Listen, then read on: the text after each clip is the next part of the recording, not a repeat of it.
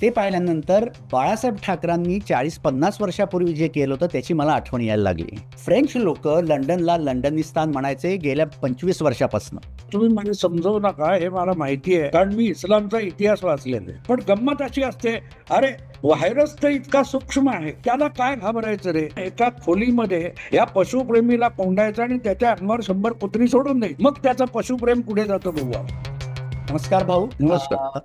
2-3 गोष्टींवर आज जरा थोडंसं एक वेगळ्या गोष्टींवर बोलायचं ठरवलंय की आपल्या आतापर्यंतचे जे 2-3 पॉडकास्ट झाले ते तुमच्या पॉडकास्टवर आणि लोकांना किंवा मला असलेले प्रश्न विचारले. आज एक वेगळा विषय असा आहे की सध्या मी बघतो की बरेच जण इंग्लंडच्या राजकारणावर बरेच सध्या व्हिडिओ मीडियामध्ये बराच इंटरेस्ट आहे. एस्पेशली गेल्या आठवड्यापूर्वी इथे एक मोठा मेळावा निघाला, मोर्चा इमिग्रंट्स परत बाहेरचे आलेल्या लोकांच्याबद्दल, आणि त्यातला जो एक नेता आहे त्याच्याबद्दल त्याच्या भारतीय चॅनलवर मुलाखती, त्यांनी भारतीयांबद्दल हिंदूंबद्दल काढलेल्या कॉमेंट्स, असं सगळं बरंच चाललेलं आहे.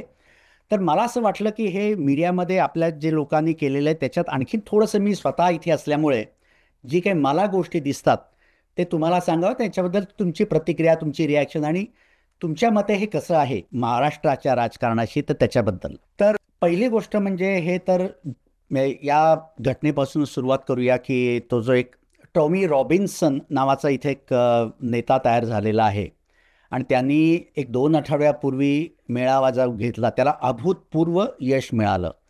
त्याच्यात साधारण लोक असं सांगतात की 1 लाख ते 3 लाखापर्यंत लोक आली होती. आता माझं याच्याशी आपल्या महाराष्ट्राच्या राजकारणाचे संदर्भ असं की तो जे काय करतोय ते पाहिल्यानंतर बाळासाहेब ठाकरेंनी 40-50 वर्षापूर्वी जे केलं होतं त्याची मला आठवण यायला लागली. म्हणजे मला आठवतं जेव्हा मी लहान होतो अगदी त्यावेळेस बाळासाहेबांनी जेव्हा ते साऊथ इंडियन लोकांबद्दल जे आंदोलन पहिल्यांदा सुरू केलं की बचाव पुंगे उठाव हटाव लुंगी असं काहीतरी, त्याची मला आठवण येते की जसं त्यांनी पहिल्यांदा हे मराठी बिगर मराठी यांच्यामध्ये तेढ केली, तसंच मागच्या वर्षी या रॉबिन्सननी हे जे बोटीतनं इमिग्रंट्स येतात त्यांच्या अगेन्स्ट आंदोलन केलं आणि ते इथल्या पंतप्रधानांनी मोडून काढलं.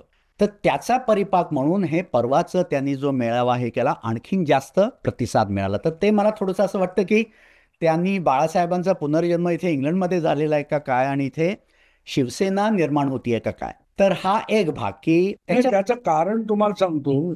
कसं असतं माहितीये का, की तुम्हाला मी नेहमी एक गोष्ट सांगतो की तुमच्या जन्मजात ज्या नॅचरल इन्स्टिंक्ट असतात, जसजसं तुम्ही अक्वायर्ड नॉलेज घेता तसतशा तुमच्या नॅचरल इन्स्टिंक्ट असतात त्या बोथट होत जातात. म्हणजे आता ही माणसाची जी इव्हॉल्वमेंट आहे आपण म्हणतो त्याच्यात काय असतं, असं म्हणतात ना, माणसालाही शेपूट होतं, हळूहळू तो वापरत नाही म्हणून ते गायब जातं. नॅचरल जे स्वरूप होतं ते बदलत जातं, तुम्ही उपयोग करत नाही. तर तसं असतं की त्या नॅचरल इन्स्टिंक्ट तुमच्या बोथट होत जातात. आता ज्या इंग्लंडने किंवा ब्रिटनने जगावर राज्य केलं, जिथे सूर्य मावळत नाही असं म्हटलं जात होतं, तिथे सूर्य उगवतो की नाही असा प्रश्न आता आलाय. तर त्याचं कारण असं की एक मी कुठे वाचलंय मला आठवत नाही, पण त्यांनी छान सांगितलं होतं की जो विकेस्ट लेव्हलला जातो एखादा समाज, तेव्हा त्यातून स्ट्रॉंग लिडरशिप जन्माला येते आणि ती स्ट्रॉंग लिडरशिप त्या समाजाला किंवा त्या राष्ट्राला स्टॅबिलाइज करते, स्थिर करते आणि त्यातून जी सुबत्ता येते त्या सुबत्तेतून हळूहळू करत त्या समाजामध्ये एक लिथार्जी येत जाते आणि त्या लिथार्जीकडून आळशीपणा करून ते निष्क्रिय होत जातात आणि ते जसजसे निष्क्रिय होत जातात तसतसं त्याचा ऱ्हास सुरू होतो आणि तो समाज दुबळा होत जातो आणि तो दुबळा होत जातो तसा त्या दुबळ्या समाजातून परत एक स्ट्रॉंग नेतृत्व जन्माला येतं. ही सायकल आहे, नवीन काय नाही. अख्ख्या युरोपमध्ये आज दबघाईला आलेली परिस्थिती आहे. दुसऱ्या सेकंड वर्ल्ड वॉर नंतर जी वर्ल्ड ऑर्डर होती आता चेंज करायची वेळ आली, ती आउटडेटेड आहे. फ्रान्स किंवा ब्रिटन हे व्हिटो पॉवरच्या लायकीचे राहिले नाही, त्यांची अवकात नाहीये. पण आम्ही वर्ल्ड ऑर्डर बदलायला तयार नाही आहोत. तर ते दुसरा कोणतरी उभा राहील, मोदी, शी जिनपिंग, पुतीन, हे ती वर्ल्ड ऑर्डर बदलतील, तिथे जाऊन ते थांबणार. आता ज्या प्रकारे हे इमिग्रंट आले म्हणजे काय, ते कुठून आले, प्रामुख्याने तुम्हाला दिसेल की सिरिया, लेबेनॉन, इराक इकडून आले. कशाला आले, तिथे जगणं असह्य होतं. आले कुठे, तर त्यांना तुम्ही घेतलेत आणि त्यांना नागरिकत्व देऊन टाकले आणि तुम्ही तुमच्या उरावर बोजा चढवून घेतला. आता त्याच्यासाठी त्या बोजाला देऊन चालणार नाही. लिबरलिझमचा जो अतिरेक आहे त्या अतिरेकातून ते आलेले आहे. आणि आता त्यामुळे जे झालंय त्याचं कारण असं आहे की तिथे चीप लेबर पाहिजे म्हणून त्यांना आरामात घुसवून घेतले. हळूहळू पण आता ते मला शरिया पाहिजे. मग तुम्हाला शरिया पाहिजे तर जिथे शरिया होता तिथून आलात कशा? ISI किंवा जे काय IS होतं, ISIS तिथून हे पडून आले ना, ते तर स्ट्रिक्टली शरिया होतं. मग ते का आले? त्यांना तुम्ही उरावर का घेतले? तर अतिशहाणपणातून आलेलं आहे. आपल्या पूर्वजांनी जगावर राज्य करून जगाला लुटून ब्रिटनला एक श्रीमंत सशक्त देश बनवला. त्याचा जो माज होता तो पुढली पिढी उधळते. ही साधी सरळ गोष्ट आहे. आणि जे जे काय बोललं जात आहे जे तर त्याचं ते त्याने स्वतः ओढवून आणलेलं संकट आहे ते. अगदी म्हणजे हे माझा स्वतःचा आता अनुभव सांगतो तुम्हाला. अगदीचे तुम्ही जे म्हटलात ते कसं मी अनुभवलंय. 30 वर्षापूर्वी मी जेव्हा इंग्लंडमध्ये आलो तेव्हा एकदम याच्यात दोन गोष्टी आहेत की इंग्लिश लोक एशियनपेक्षा म्हणजे हिंदू आणि मुस्लिम यांना कसे वेगळे वागवायचे. तर एक 25-30 वर्ष मी बर्मिंगहॅममध्ये राहतो. 25-30 वर्षापूर्वी इथे एक मीटिंग बोलावली होती. हिंदू लोकांनी मीटिंग बोलवली. काश्मीरचे मेनली लोक होते आणि त्या मीटिंगला इथला एक लोकल जो MP म्हणजे खासदार होता त्याला बोलवलं की त्यांचे काहीतरी अडचणी सांगायला, मी एक रिप्रेझेंटेशन म्हणून. तर त्यांनी सगळे बरेच काश्मीरी हिंदू, बरे बाकीचे हिंदू, ते हिंदू संस्कृतीसाठी आवाज उठवणारे. तर त्यांनी सगळं ऐकून घेतलं. पण म्हणजे युजली आता ज्यांनी बोलवलं तर त्यांना थोडंसं काहीतरी खुश करण्यासाठी काहीतरी बोलायला पाहिजे. तो तसं उलटं न बोलता उलटं त्यांनी सांगितलं हे सगळं तुम्ही सांगता ते सगळं ठीक आहे, पण आम्हाला हे मुस्लिम लोक त्यांची बाजू सांगतात आणि ते इतक्या फोर्सफुली सांगतात, इतकं चांगलं वाटतं की त्यांचा प्रभाव जास्त आहे. तेव्हापासून मी विचार करतो आणि बाकीच्या बऱ्याच गोष्टीत म्हणजे आता हे व्हायला लागलंय तर हे हिंदू आणि मुस्लिमांच्या बाबतीत का फरक करतात एवढा आम्ही बराच विचार केला, अनुभवलं आहे आणि मी बऱ्याच इंग्लिश लोकांची सुद्धा बोललेलो आहे. तर त्याची एक गोष्ट अशी आहे की एक म्हणजे आपण जो मुस्लिम धर्माबद्दल आपण हिंदू लोक जो विचार करतो त्यांच्यापेक्षा यांचा मुस्लिम धर्माकडे बघायचा वेगळाच एकंदर दृष्टिकोन आहे. आणि या युरोपियनमध्ये सुद्धा वेगवेगळा हे आहे. म्हणजे फ्रान्स जेवढं मुस्लिमांच्याबद्दल कट्टरतेने बघतं, म्हणजे इवन फ्रेंच लोक इंग्रज लोकांना नावं ठेवतात की तुम्ही फार मुस्लिमांशी फार जवळनी फार गोडणी हे करता. हे म्हणजे फ्रेंच लोक लंडनला लंडनिस्तान म्हणायचे गेल्या 25 वर्षापासून. हा एक. दुसरं, तुम्ही जे म्हणालात ते अगदी मला जाणवलं की त्यांना जो माज आहे, त्यांनी जे मिडल ईस्ट वगैरे राज्य केलं त्यामुळे त्यांना असं वाटायचं की हे काय मुस्लिम लोक किती करून करतील, जर समजा जास्त डोक्यावर आलं तर आपण त्यांना साठवून घेऊ, म्हणजे सांभाळून घेऊ, म्हणजे मॅनेज करू शकू. हा जो त्यांचा माज होता. तिसरं म्हणजे त्यांचे जे आखाती देशात असलेले बिझनेसचे संबंध, म्हणजे ते काय म्हणायचे, ठीक आहे थोडीफार इकडे इंग्लिश लोक आपल्या मुस्लिम लोक त्रास देत आहेत, ठीक आहे. त्यांचा जो दृष्टिकोन होता, त्यांचे जे कोटी अब्जावधी लोकांचे जे डील्स होते त्या आखाती देशांशी, त्याच्यासाठी त्यांना ते इमेज खराब करायची नव्हती म्हणून त्यांनी ते सहन केलं. आता याच्यात ते इतकं पुढे गेलेलं आहे ते सांगतो की मी आता ही टोनी रॉबिन्सन हा इंग्लिश लोकांसाठी हे करणार, पण दुसरी एक बाजू आहे की जी फार महत्त्वाची, ज्याच्याकडनं आपण थोडेसे मला असं वाटतं की काहीतरी धडा घेतला पाहिजे की हे एक उजवी बाजू ज्याला म्हणतात की तो टोनी रॉबिन्सन किंवा रिफॉर्म पार्टी व्हायला लागली आहे. पण त्याचबरोबर दुसरी जी पार्टी आहे लेबर पार्टी, त्याच्यामध्ये जे 6 मुस्लिम खासदार होते आणि त्यांचा जो पूर्वी एक नेता होता की जेरेमी कॉर्बिन म्हणून, की जो पंतप्रधान म्हणजे तो लेफ्टिस्ट किंवा सोशलिस्ट, त्याला लेबर पार्टींनी काढून टाकलं. म्हणजे तो लेबर पार्टीचा नेता होता तरी पण तो इतका डावीकडे गेला की लेबर पार्टींनीच त्याला काढून टाकलं. तो अपक्ष म्हणून बसतो. त्याच्याबरोबर लेबर पार्टीतली जी 6 खासदार होते ते फुटून त्यांनी एक पक्ष स्थापन केला, म्हणजे ज्याला पोलरायझेशन म्हणतात. ते आता इतक्या टोकाला सगळं तुम्ही मला समजवू नका, हे मला माहिती आहे. अच्छा, कारण मी इस्लामचा इतिहास वाचलेला आहे. याला कुराणामध्ये तकिया म्हटलेलं आहे, अल तकिया, की जिथे जिथे तुम्ही टायनी म्हणजे भरपूर टायनी मायनॉरिटी आहे त्याला ते दारुल अमन म्हणतात.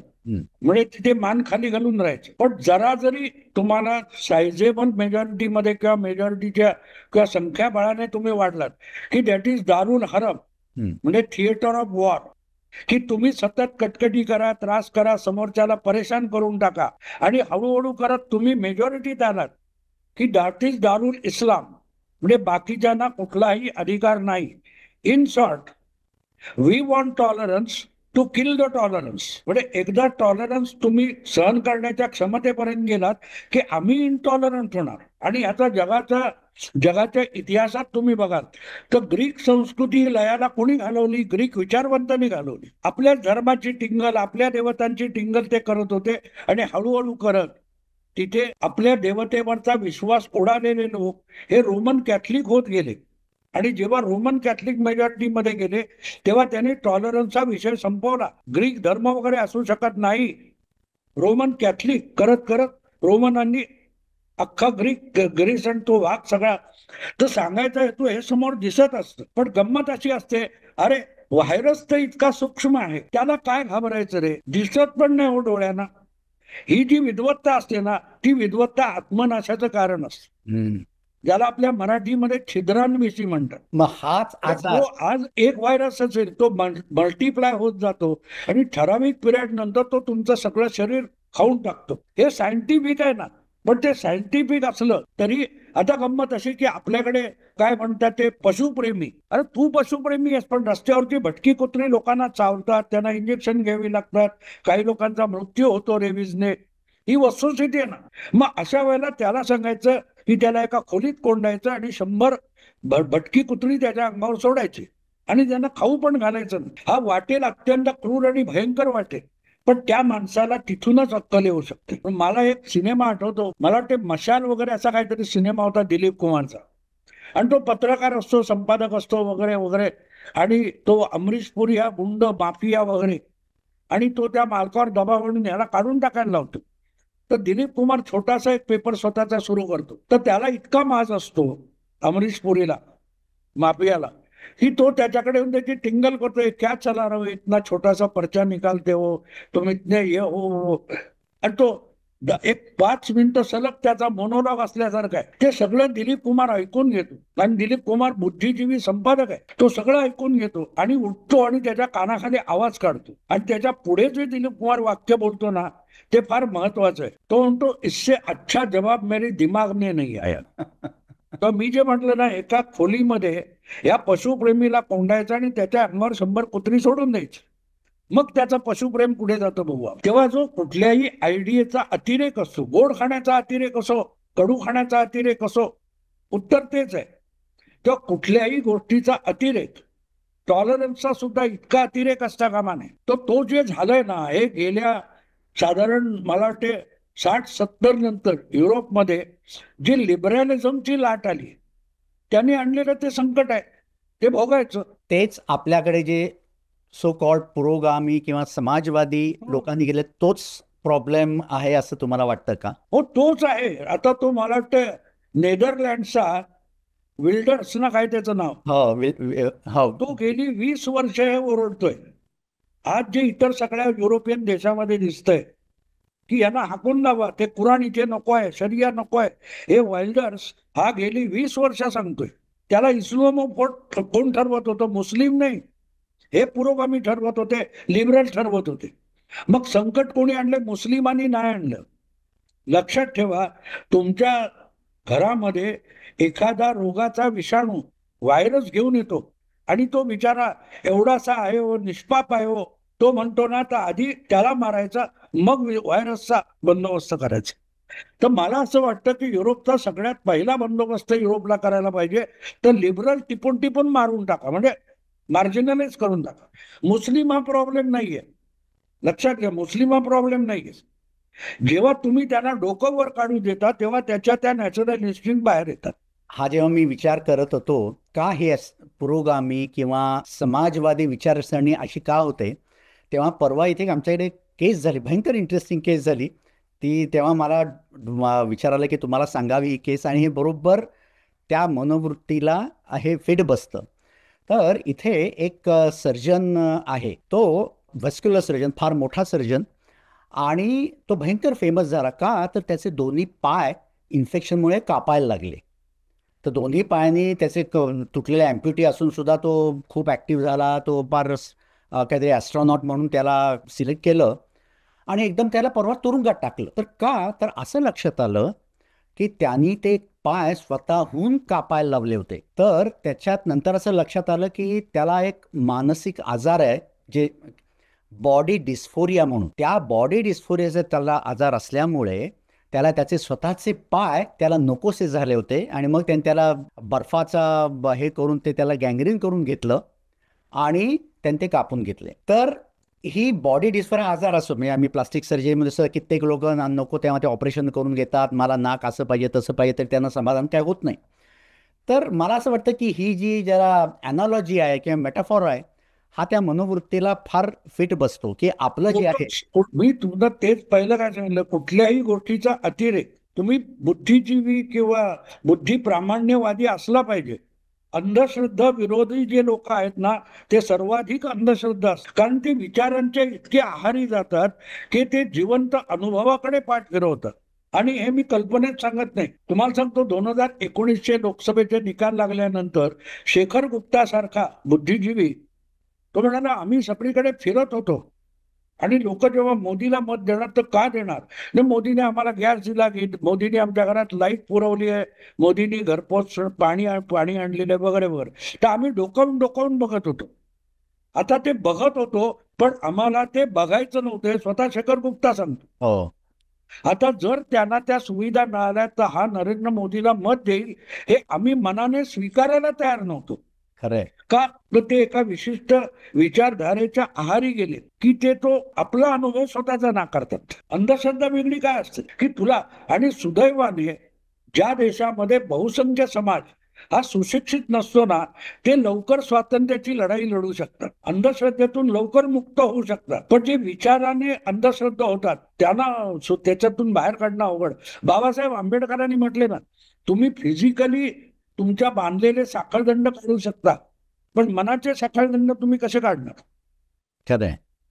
आणि त्यामुळे हे सुद्धा जे आहे ना त्या माणसाला तो फिजिकल विकार होता, पण अनेकांना हा मेंटल विकार असतो अगदी की मी डावा आहे मी उजवा आहे. आता मी एका चॅनेलच्या चर्चेत मी त्यांना ते म्हटलं की माझ्या डाव्या बाजूला गाढव आणून उभं केलं की मग त्या गाढवाला तुम्ही बुद्धिवादी म्हणणार का, कारण ते डाव्या बाजूला आहे म्हणून ते डाव आहे.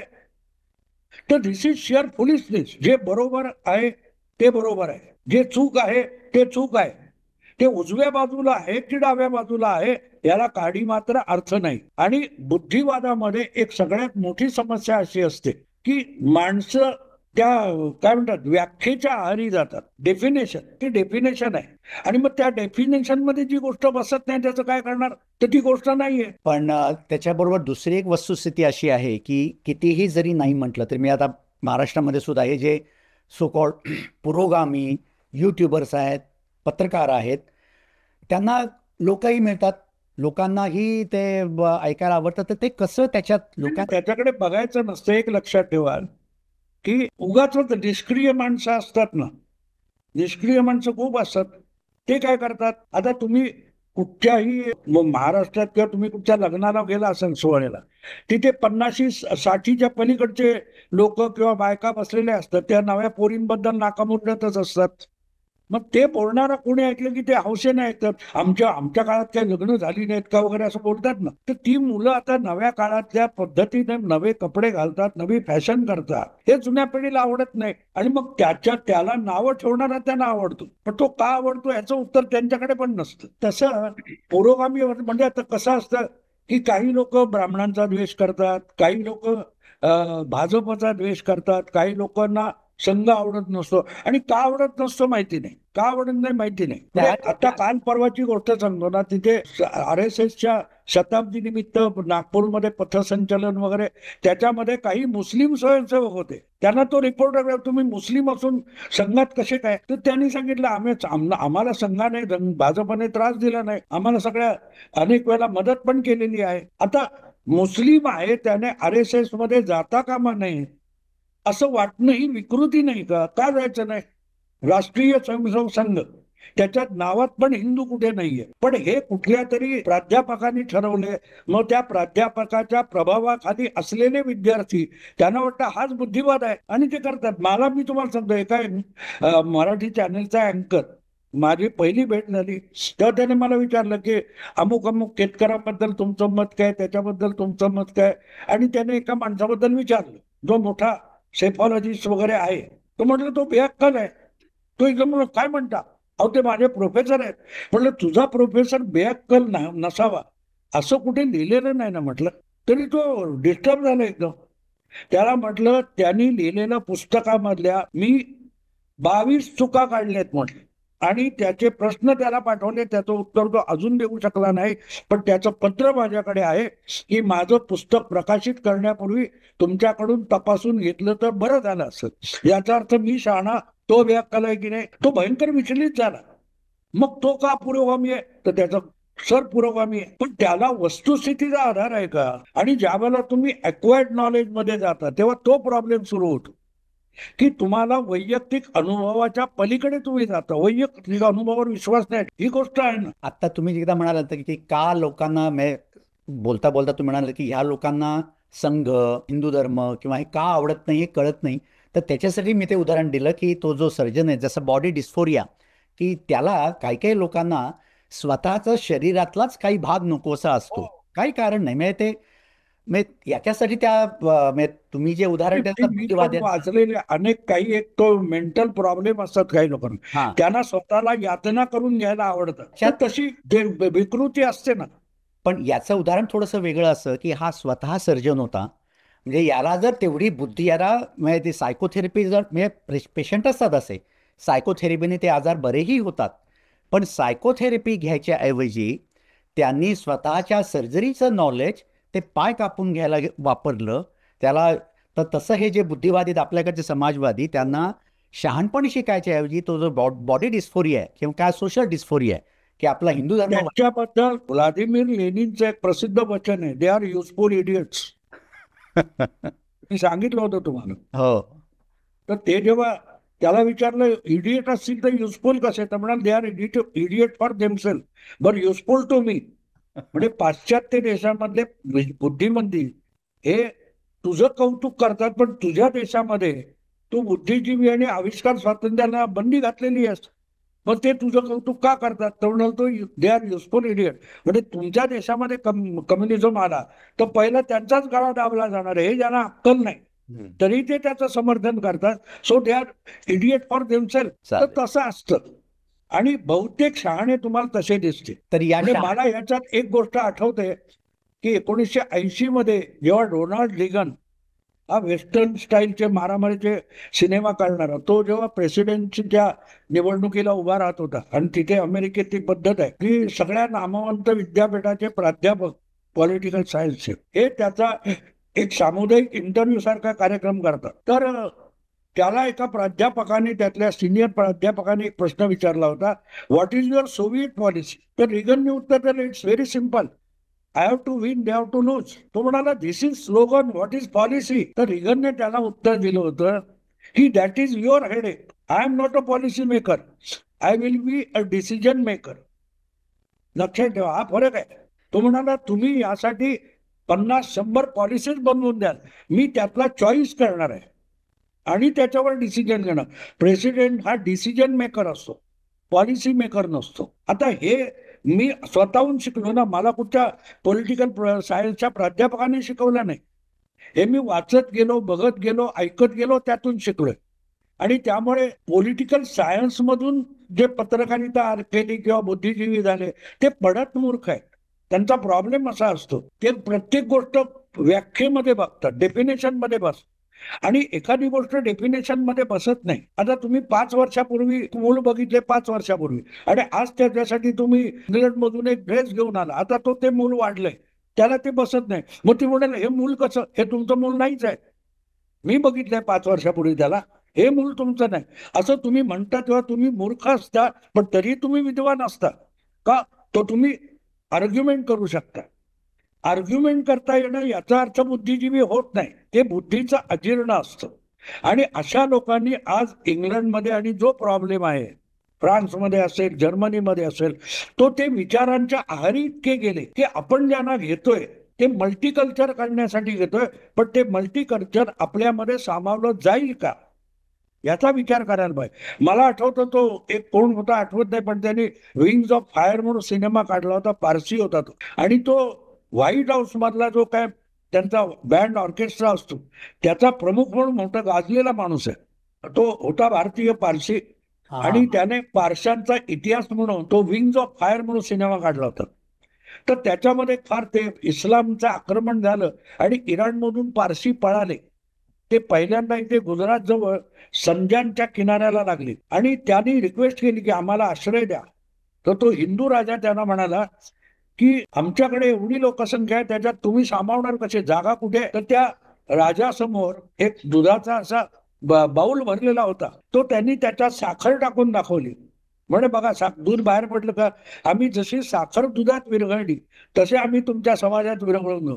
तर ते आहे का? आता त्याच्या जागी तुम्ही खडा आहे म्हणून एक दगड टाकला, तो दूध बाहेर येणार. आता बुद्धिवादाचा साखरेचा खडा आणि दगडाचा खडा दोन्ही खडेच आहेत ना, असं आर्ग्युमेंट करणाऱ्या बुद्धिजीवींनी युरोपचं वाटोळ केलं. साखर आणि दगड यातला फरक न करता खडा हा शब्द पकडून तुम्ही बसला की हा प्रॉब्लेम होतो. किंवा आज जे काही युरोपमध्ये होतंय, आणि मी तुम्हाला आज सांगतो असं समजू नका, जवळजवळ 11 वर्षापूर्वी जेव्हा पहिल्यांदा लोकसभेची निवडणूक जिंकली, तेव्हा माझा एक समाजवादी मित्र आहे, अगदी कट्टर मोदी विरोधक. तर त्याने म्हणाला की ठीक आहे, तुझा अंदाज बरोबर आला, आता पुढे काय? तो सरकार देश किती चालवेल, काय किती चालवेल, पुढे काय? म्हटलं Modi will be world leader, असं मी त्याला सांगितलं. भविष्यात बोलून गेलो मी, बोलून. पण तो म्हणाला पण जागतिक नेता होऊन तो काय करणार? म्हटलं सगळं जग त्याचे पाय धरेल, आम्हाला जगाचा गुजरात करून दे. म्हणजे काय? इस्लाम प्रॉब्लेम सोडवून दे. आणि तुम्हाला सांगतो युरोपमध्ये सुद्धा तीच अवस्था येणार. आज युरोपियन युनियनचे लीडर्स हे मोदीला शरणागत होताना दिसत आहेत. आता मी काय भविष्य वेधताय का? नाही, मी जे आहे हे बघू शकतो आणि माझा अनुभव आहे तो सांगण्याची हिंमत माझ्याकडे. या पलीकडे काय नाही. मी कुठलाही डावा उजवा असं काही मी मानत नाही होता. मी बुद्धिवादी आहे आणि माझी बुद्धी म्हणजे माझी बुद्धी आहे. कोणाच्या तरी पुस्तकात काहीतरी लिहिलंय म्हणून मी त्याच्यावर अंधश्रद्धेत विश्वास ठेवत नाही. सगळे मोठमोठे लेखक वाचले, पण मी ते वाचताना मी ते पचवले. या बाकीच्यांनी वाचले त्यांना ते अजीर्ण झाले आणि म्हणून त्यांना दुर्बुद्धी सुचते, मला नाही दुर्बुद्धी सुचत. हा फरक आहे. त्यामुळे तुम्ही जो इंग्लंडचा विषय काढला तो तसा प्रॉब्लेम आहे. त्यांनी तो ओढवून आणलेला आहे. आता त्यातून त्यांना जायला लागेल आणि मग शेवटी त्यांना मुस्लिमांना मारावं लागेल. त्याच आता तुम्हाला यासाठी एक म्हणजे जे शरिया मागणारे मुस्लिम आहे ती कत्तल करावी लागेल. त्याला पर्याय नाहीये, कारण तो मुस्लिम आहे, तो तसाच वागणार. जो शरिया मागतो त्याला दुसरा मार्ग नाहीये. हे प्रॉब्लेम कसे सोडवले जातात त्याचं एक उदाहरण तुम्हाला सांगतो. गेल्या साधारण 10-1 वर्षामध्ये तुम्ही तमिळी वाघ हा शब्द तरी कुठे वाचलाय का? LTT वाचलाय का? 30 वर्ष राजीव गांधींच्या काळापासून तमिळ वाघ हा डोकेदुखी ठरली होती. सगळे तुमचे नॉर्वे फॉर्वे, अम्नेस्टी इंटरनॅशनल हे सगळे मध्यस्थी करत होते, विषय संपत नव्हता. राजपक्षे हा माणूस निवडणुकीला उभा राहिला तेव्हा त्यांनी लोकांना सांगितलं मला निवडून द्या, 180 दिवसात तमिळ वाघ हा विषय मी संपवून देतो. निवडून आल्यानंतर अवघ्या 2 महिन्यात त्यांनी सगळी तयारी केली आणि त्या जापनापासून एक लक्ष्मण रेषा आखली की पुढच्या 90 दिवसामध्ये जे जे वरच्या बाजूला भारताच्या साईडला उत्तरेकडे जे जे तमिळ आहेत पण वाघ नाहीत, त्यांनी रेषेच्या या बाजूला यायचं. तुमच्यासाठी छावण्या बांधलेल्या आहेत, खाण्यापिण्याची सोय आहे. 90 दिवस संपले की जे जे तिकडे शिल्लक उरतील, तो म्हातारा आहे, थेरडा आहे, बाई आहे, बुवा आहे, मूल आहे, तरुण आहे, नो, सगळ्यांना वाघ समजून टिप्पून मारणार. त्यांनी मारले आणि मग सगळे ह्युमन राईट्स सुरू झालं. अॅम्नेस्टी वाल्यांनी त्यांनी सांगितलं इथे यायचं नाही, आला उचलून तुरुंगात टाकणार. अॅम्नेस्टीने इथे पाय ठेवायचा नाही, युनोने पाय ठेवायचा नाही. मग युनोने त्यांना 2 वर्ष बहिष्कृत केलं होतं. विषय संपून गेला. तेव्हा आज तुम्ही जे बघताय ना ते तसं होणार आहे. म्हणून मी सांगतो की भारतात अजूनही बहुसंख्य लोक सज्ञानी नाहीत. हा भारतासाठी सगळ्यात सुरक्षेच्या हमीचा काय म्हणाल पावती किंवा सर्टिफिकेट आहे. आपल्याकडे बुद्धिजीवी फार कमी आहेत. भाऊ, हे सगळं ठीक आहे आणि इथे पण चर्चा होते. शेवटचा प्रश्न, हे सगळं ठीक आहे की मुस्लिमांचं पण, आणि इथे पण जी चर्चा होते हे जे समाजवादी किंवा कम्युनिस्ट जे लोक आहेत लेफ्ट विचारांचे, त्यांचं मुस्लिमांचं एवढं साटलोट का असतं? म्हणजे त्यांची काय त्याचं कारण एक तुम्हाला सांगतो की आत्ता बघा ना, आपल्याकडे राहुल गांधींनी काय सांगितलं, नेपाळमध्ये जेनजी झालं, इथे पण म्हणजे माझं होत नसेल ना, त्याचं नुकसान तर होऊ देत मोदीचं. जी विध्वंसक वृत्ती कम्युनिस्ट, तुम्हाला सांगतो, सोव्हिएत युनियन कोलॅप्स झाल्यानंतर जगभर पसरलेले कम्युनिस्ट देश आहेत, त्यातले कम्युनिस्ट रातोरात एनजीओ झाले, ह्युमन राईट्सवादी झाले. आता कम्युनिस्ट तत्वज्ञान चालणार नाही, ते लिबरल झाले. तर तसं आहे. मग आपल्याकडून नाही होत. मी तुम्हाला सांगतो, एका 30-35 वर्ष जुनी गोष्ट आहे. माझा सिनेमाचा पटकथा लेखक दोस्त होता. त्याला मी विचारलं, तुम्ही हे सिनेमा काढता, तो हिरो कुठचं तरी गाणं म्हणत त्या हिरोईनच्या मागे जातोय, असं चालतं का रे कुठे? हा, रस्त्यावर लोक पडवून काढतील त्याच. तो म्हणला, भाऊ बिलकुल सही बोल रहे हो. म्हणा, खरं बोलतोस. या आमच्या सिनेमाचा जो प्रेक्षक आहे त्यांना एखाद्या मुलीशी, स्त्रीशी बोलताना लाज वाटत असते, पण त्याला ती स्त्री आवडलेली असते, मुलगी आवडलेली असते, तिला जवळ घ्यावं असं वाटत असतं, पण हिंमत नसते. मग तो धर्मेंद्र हेमा मालिनीला जवळ घेतो, छेडतो. याच्यात ते लोक खुश होतात. तसे हे तुम्ही लिबरल कम्युनिस्ट म्हणता ना, ते आम्ही नाही तर आम्ही नाही, मुस्लिम मारतायत ना, ह्यांना बरं आहे, तो विकृत आनंद असतो. ती मानसिकता ती आहे. कारण ही जी पार्टी सांगितली त्या लेबर पार्टीतले 6 मुस्लिम आणि कोर्बिन हा, म्हणजे इथे सुद्धा त्यांचं इतकं साठवलं होतं, म्हणजे फक्त हे 6 मुस्लिम.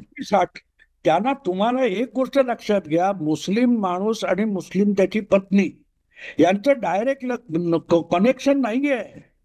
Connection comes through Allah. Allah आहे म्हणून ती मुस्लिम आहे, आणि अल्लाह आहे म्हणून हा तिचा नवरा आहे. म्हणजे ती सायकोलॉजी समजणं अवघड आहे. झोंबी ज्याला म्हणतात, कितीही अतिशय शिकलेला पण त्याला धर्माचा अभिमान असेल तर तो एखाद्या ओसामा बिन लादेन किंवा टेररिस्ट सारखाच वागणार. शिक्षण वगैरे हे सगळं वरवरच आहे हो. स्वतःची बुद्धी वापरायची नाही. कोराणात अंतिम सत्य आलेलं आहे ना, तसं आहे. असं. अच्छा.